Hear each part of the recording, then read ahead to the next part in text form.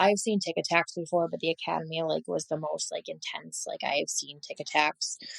It's like a full body workout pretty much. You can't stop it no matter you cannot hold down the person to stop it. They have to physically get it out of their body in order to get that urge away. There's no stopping a tic attack. You can calm it down as much as you can. It's just a complete loss of control. Pretty much your body just needs to get out all of the tics in your body that you've been holding in or suppressing. Excitement or oversensory, all that just needs to come out. Welcome to The Uptick, brought to you by the New Jersey Center for Tourette Syndrome and Associated Disorders, empowering children and adults through education, advocacy, and research by sharing the stories and experiences relevant to the TS community. Welcome back to The Uptick. I'm here with Jillian Firenze, a registered nurse in Syracuse, New York. She's been a coach and a nurse at the NJCTS Tim Howard Leadership Academy. Jillian, I've known you since 2016 when I first became a coach at the academy. And what always stood out to me was how patient you were with the participants. You had this unique ability to see each person as an individual and give them individualized care. You could quickly and calmly pivot from helping one student to helping another student with very different needs. And that's especially important in our community where TS is idiosyncratic. We can have a diverse array of symptoms. So this is an episode devoted to sharing your story. I'd love to start with how you got involved in nursing. What inspired you to become a nurse? I think it started when I was little. My mom always said that I was that person to take someone off the streets and give them the shirt off my back. And I would always be the person willing to help anybody, no matter what their story was, if they were mean to me, no matter who they were as a person. I would always be that person to step up and help anybody. My college career did not start as nursing. It started as computer forensics because I watched too much TV and I wanted to be like Garcia from Criminal Minds. And then I quickly learned that it was not like that. And then I went back to my roots and decided that nursing was what I was meant to do. And it came after my grandpa got sick. He came and he lived with us and he was on hospice and I helped take care of him. And I was like, this is what I was meant to do in my life. And I quickly went back to school and I got into nursing and this is where I am today. It must bring you a lot of joy to see when you could help someone like that and take on that caretaker role for someone. What is it that you enjoy about nursing? What do you think really speaks to you? Is it that it really satisfies that inner desire you have to help and be kind and to care for others? Or is it something more than that? You definitely get to connect with people on a different level. You get to build that trust factor with them. Even the most scared person in the world, they will literally crumble to pieces and connect and have the most trust factor with you and tell you things that they've never told anybody before. And I feel like that is the most amazing experience. And you can just leave your shift at the end of the day knowing that you changed someone's life in 12 hours, that in a lifetime of that person, they've never told anyone that before. They've never felt that comfortable. And in 12 hours, you were able to transform that person's life. Wow. What kind of nurse are you? I am a labor and delivery nurse. What drew you to that subspecialty within nursing? When I was in school, I was a nursing assistant and I did postpartum. So I worked with the moms and babies and I loved working with moms and babies. And for a little bit, I did postpartum and labor and delivery. And then I just loved the field of bringing babies into the world and helping moms overcome that and go from the transition of being pregnant and into motherhood in the first few hours of becoming a mother. It's just an amazing experience and seeing their transition and them going from fear to overcome with joy and love with a baby is just amazing to me. It's inspiring. Can you think of anything in your childhood or the family dynamic you grew up with that helped you become such a good nurse? Any kind of transferable skills there that you find you used or things that you learned as a kid? You were an older sibling. You have younger siblings, right? Or a brother? I have one younger brother who I was 6 when he was born, and I said that he was my baby and I carried him everywhere and I changed his diaper and fed him and all that stuff. Took care of my grandpa and I took care of my grandma when she was on hospice as well. So like I definitely have had that caretaker role growing up. It sounds like it was very innate. Yeah, like you just kind of always had that. It wasn't taught to you, didn't pick it up somewhere. That's just who you are, that desire to help others. There's something really beautiful about that. When did your Tourette symptoms start? How old were you? I was 6 or 7.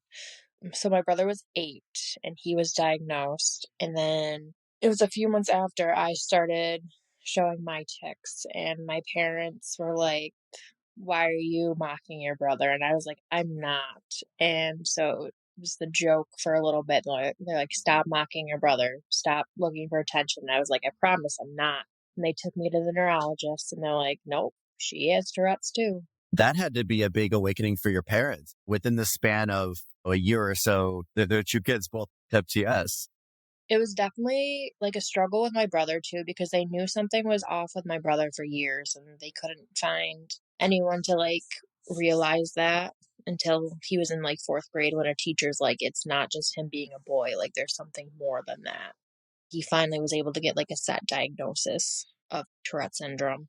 So I feel like if he was diagnosed earlier than that, then it would have been a little easier for my parents to not have 2 kids diagnosed with Tourette syndrome within the same year. Yeah, I bet. And what's it like being the older big sister to someone with TS? He was 5 when he was diagnosed. His started out very mild, and then his grew to being more intense, like, vocally. It was, like, a hard adjustment for him because I feel like he thought that he missed that period of, like, tics, and he thought that he didn't have that period of tics where he was gonna be having the outbursts, and then when it did happen, it was, like, a hard adjustment for him, and it was like, "Oh my gosh, like, this is happening to me." So, I had to talk to him. I was like, "It is okay. It does happen.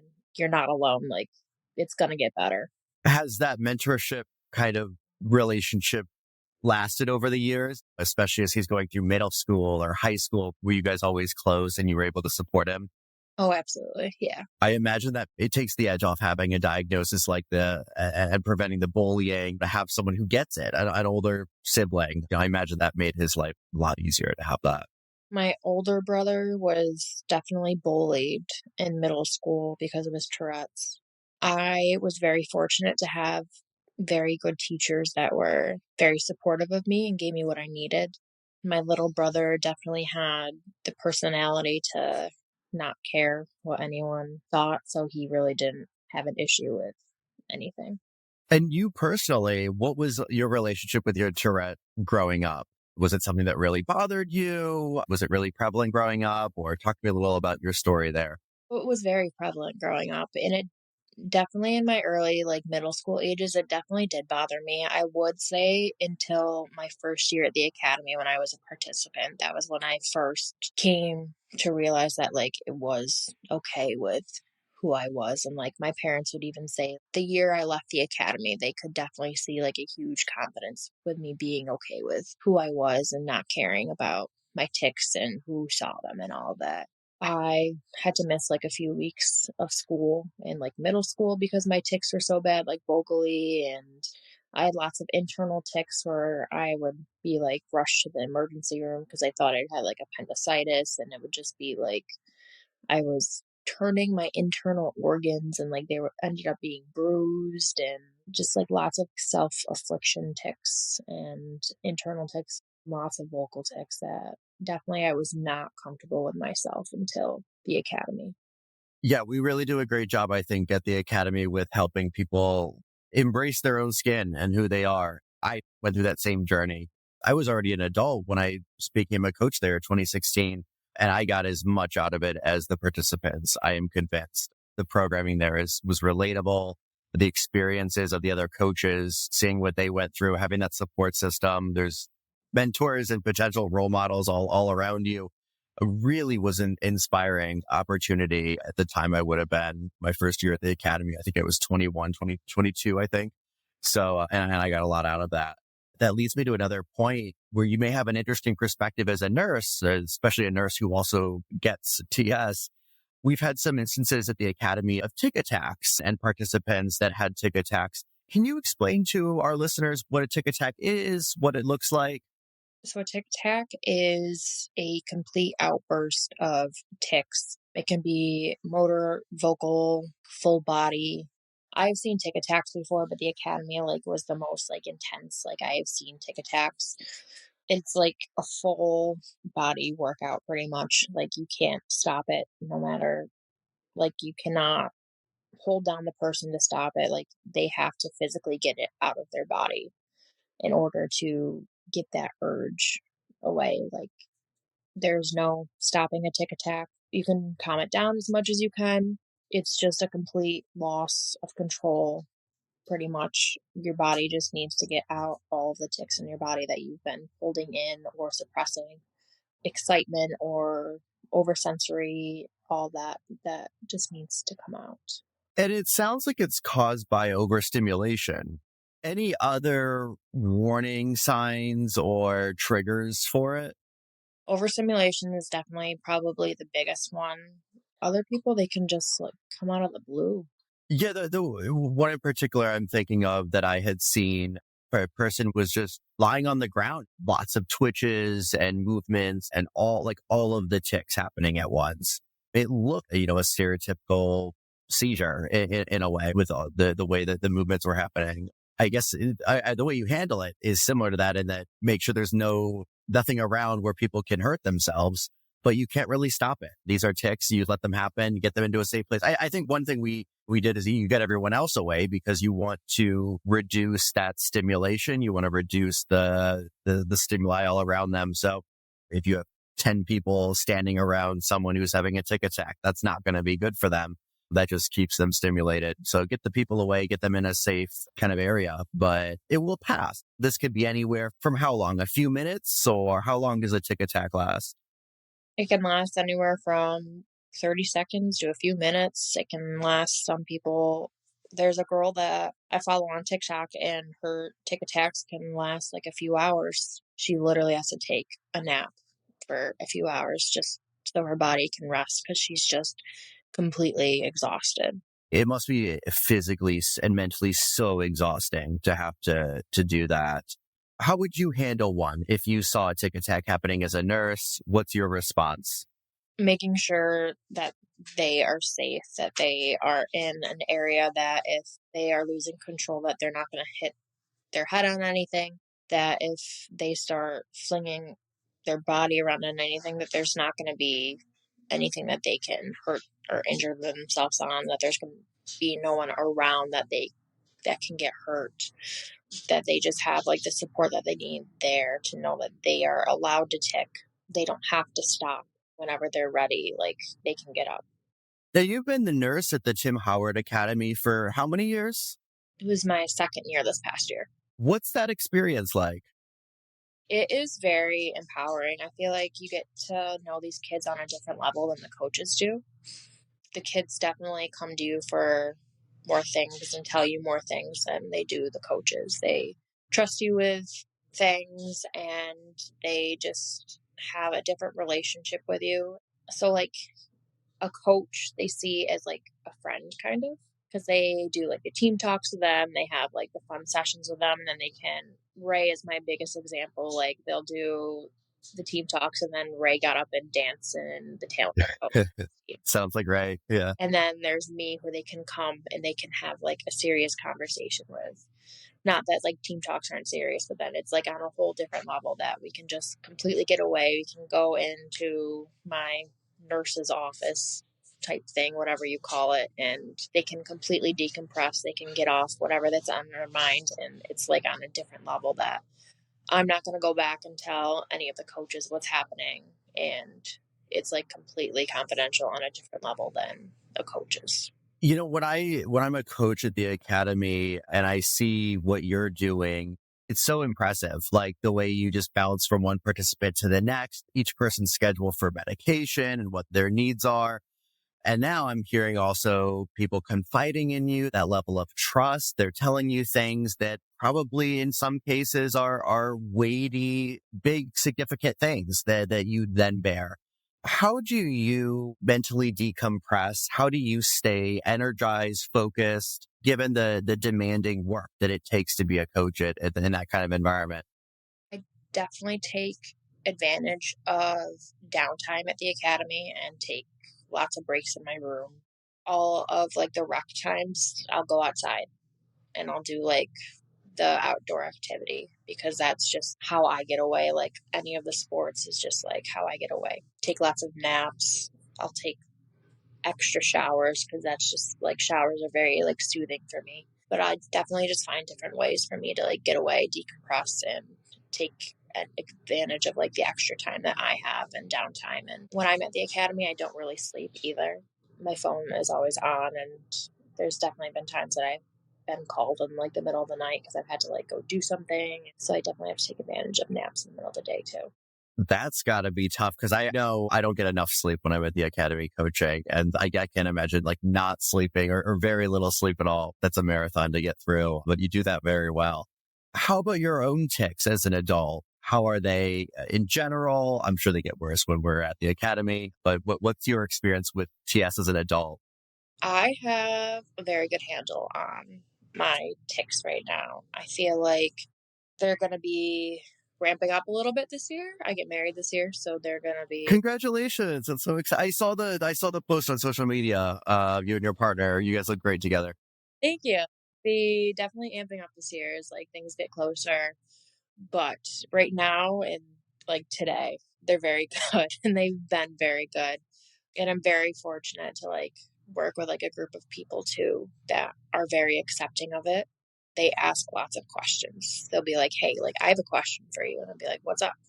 And they like want to be educated on it because they're like, if I ever come across this, or like if I have a patient with it, or like if you do something, like I just want to know like how to handle this. I'm very fortunate to work with like a group of people like that, but my ticks are good. Well, I'm happy to hear that. And also happy to hear that you get to be an educator for other nurses and professionals in your field. I'm curious, what kinds of questions do they ask? Curious, a recent question you've been fielded about TS from another nurse. They ask, do I tick in my sleep? I get that one too. I get that too. Yeah. Everyone wants to know that one. It's like, I don't know. I don't watch myself sleep. How would I know? Then they ask, they're like, does stress make your ticks worse? They're like, if you are ticking, like, do you want us to acknowledge it or do you want us to ignore you? And then they're like, when we do hear you're ticking, like, does that mean you're upset? And I'm like, no, it doesn't mean I'm upset. Like, it's just me ticking. And then they're like, well, on days that you're ticking more, like, are you okay? And I'm like, yes, I'm okay. Could just be a bad day or something like that, like with my ticks. So, like, they're very, like, logical questions. Yeah, those make sense. If I have a patient who has Tourette's and they're ticking, like, how do I handle that? And I'm just like, well, I've never had a baby, so I don't know in that situation, but ignore them pretty much unless they want you to. There's this super elusive like balance, I feel like, between in our community between like people who don't have Tourette's, especially, they want to be supportive and they know that stress, excitement, fatigue, all these things make our ticks worse. So when they see us ticking, they assume, oh, there's a reason you're ticking. What can I do to make it better? And then the challenge is like, that's great. I get it. But the challenge is them even bringing up the fact that I'm ticking more. And now I'm self-conscious. Now I'm going to tick even more because I know you're thinking about it. And I'm racking my brain to think, okay, what's bothering me? Why am I anxious? Why am I like ticking more? And sometimes there's a reason. Sometimes it's not. It's just waxing and waning like it does. There's this balance there, I think, between like supporting people, but not triggering their ticks. When they talk about my ticks and how they're like, oh my God, your ticks are so cute when you do this. And then I start ticking. They're like, yeah, that one. I'm like, well, now you're talking about it. So now I'm going to do it. Wait till they start naming your ticks. Have your colleagues done that? Because that's when that's like next level. My parents have. Yeah. How were your parents with regard to your ticks? I mean, so if your brother was diagnosed first, I would assume by that point they kind of knew what they were getting into. But at the same time, everyone with TS is unique. How would you describe your parents' approach to you as when you were diagnosed? Amazing. That's awesome. The most supportive people ever. They still are. They were always the first to like first day of school, even before, to be like at my teacher's door to tell them, this is my daughter, this is who she is, this is what's going to happen. We use comedy in our household to get through it because if you don't laugh, you're going to cry. So it was made into a joke. Lots of laughing was used, and there's still lots of laughing that has to be used on like days that are like bad tick days. They were and they still are probably my greatest supporter. Talk to me about your partner. I guess the big question, do they have Tourette? He does. He Really? 100%. He does these little things, and I'm just like, "You have Tourette's." He's like, "Oh, well, I'm not a doctor." I go, "Well, I am diagnosing you because you clearly do." And, like, even when he's around my siblings and, like, all of our tics get amped up, he's like, "This is too much for me. This is too much for me. This is overwhelming." And, like, he starts doing things, and he's like, "I need to walk away." And I'm just like, "There you go." But he is very supportive of me, and he, like, knows when I'm having, like, a bad tick day, and he'll ask what he can do to make it better. Talk to me about how you first disclosed your TS to him. I don't know if I did at first. I put off the question. If I'm having a good day and my tics are more mild, it's like when I meet someone new, I can sometimes go a few interactions if I'm lucky before they see me tick and then I go into my disclosure. I don't think I did. I think he heard it on, like, our 2nd or 3rd date, and he's like, "What is that?" I was just like, "Oh, yeah, I forgot to tell you I have Tourette's." He's like, "Oh, Love okay." that. I And love then when it's just this like, oh, whatever. Okay, no big deal. Yeah, that's yeah, great. he's like, "Oh, wait, what is that?" And then I had to, like, explain. He's like, "Oh, okay." How did you two meet? On a co-ed soccer team. Wow. I've always heard that like sports for adults is a great way to meet people. In the city here in New York, we have like New York City sports. And if I were good at sports, I would do it to make friends and stuff. But I've heard that's the way. Yeah. Co-ed soccer team. Wow. Go figure. With the co-occurring conditions, how are those in adulthood for you? The depression is the worst. Anxiety, OCD, and then the ADHD. I feel like the ADHD has gotten better, like, as I've grown up. The anxiety and depression definitely come and go. I feel like the depression is, like, I don't know if it's just, like, mid-adulthood is, like, weighing on me. I could relate. The depression's been an interesting one for me. I had my first bout of it and was diagnosed with depression in 8th grade and then didn't again have another bout until right out of college. I think I was out of my friend circle. I didn't, I was getting dinner with the same group of like 4 guys almost every single night in college for 4 years. They were my family. We lived together. It was wonderful. And I think between that, the extracurriculars, I no longer I had such a support system in college. And then I think losing that all of a sudden really became like a precipitating factor and went through a bout of it after college. And then again during the pandemic and quarantine and all of that. I never would have expected this when I was 18 and thought, oh, okay, by now I understand how Tourette works. I know my co-occurring conditions, ADHD, more or less managed. And then bam, I start getting these depression episodes in early adulthood. I was not, I mean, no one expects that to happen to them, but I wasn't ready for it. I didn't expect it. We don't talk about that enough.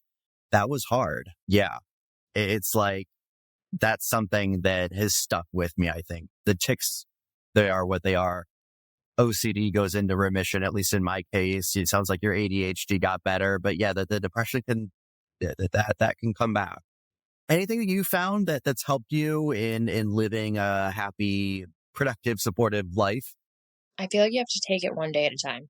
You can't, like, look too far in advance. You can't look in the past and compare your life, like, how it was in the past. You have to, like, look at how today is and what you're doing today and how you're feeling today, because that's the only thing that matters, and that's how you're gonna get through it. What do you tell yourself when you're having a tough day? Are there any mantras that you repeat or words of affirmation or anything that you do when it's a particularly lousy day? No, I got to get better at that. It's like just push through. I will say the grit and tenacity in our community is like unmatched. Like that is something that we learn to deal with pain, to deal with a lot of those challenges. We've had our bad days for sure. When you're speaking to someone with TS, what kinds of advice do you hear yourself giving the most? To never give up, to never think that you can't do anything just because you have a disability, that Tourette's doesn't define who you are as a person, and that you define who you are as your own person itself. And never be afraid to ask for help when you need it. That's hard, that last one, for me personally. How are you at asking for help? I'm so curious as someone that just naturally is such a giving person and such a caring person to your core. Do you find it hard to ask others for help? I am very good at asking my mom for help, but I'm very bad at asking others for help. Yeah. It's I'm trying to get better at, but if I have that one person I can ask for help, then I'm okay with that. hmm No, it takes a certain level of trust and familiarity, that comfort with that person. Same. But before I feel vulnerable enough to ask someone for help, even when they're asking me, how can I support you with your Tourette? It's, well, I don't know. Don't laugh at it. Give me some space when I need it. But like, really, it's just ignore it. In my case, my tics are more motor. And if you just look away, you probably won't notice it. Asking for help and being at a point where we can receive help, I think, is an important life skill that we gain. Not everyone is at the same place when it comes to that, being able to ask for help. That can be hard. Well, this has been a lovely conversation with you. Any other thoughts, ideas, comments you want to make, things that you would love for the TS community to hear and know about? Anything come to mind? No, except to go to the academy this year. Yes. Everybody go to the Tim Howard Leadership Academy. Application should be up by the time this episode airs. So please apply. It's a wonderful opportunity. Also, if you are in your 20s, you've had, what is it? I think at least a year or two of college. You can be a coach. Yeah. We've both been coaches at the academy. That is an incredible experience. You get a ton out of it as well. I feel like all of my episodes are just little like mini commercials for the academy, but I'm not mad about that. It's worth it. Get involved. There's a lot of great ways to meet people with TS and build your community, build your support. You're not alone in this. All it takes is really getting yourself out there at enough places where you can meet the people that are like you, the people that resonate with you, the people that get you. You know, it takes some guts to put yourself out there and do that. That can be scary. But as people who have done that, Jillian and I can both say the rewards of that are really great, and getting to meet others with it and form lifelong friends. So we're big advocates of that. Thank you for listening to this episode of the podcast, and we'll see you next time. Thank you for listening to The Uptick, brought to you by the New Jersey Center for Tourette Syndrome and Associated Disorders, empowering you to stretch the boundaries to live your best life. The NJ Center for Tourette Syndrome and Associated Disorders, NJCTS, its directors and employees assume no responsibility for the accuracy, completeness, objectivity, or usefulness of the information presented on this podcast. We do not endorse any recommendation or opinion made by any guest, nor do we advocate any treatment.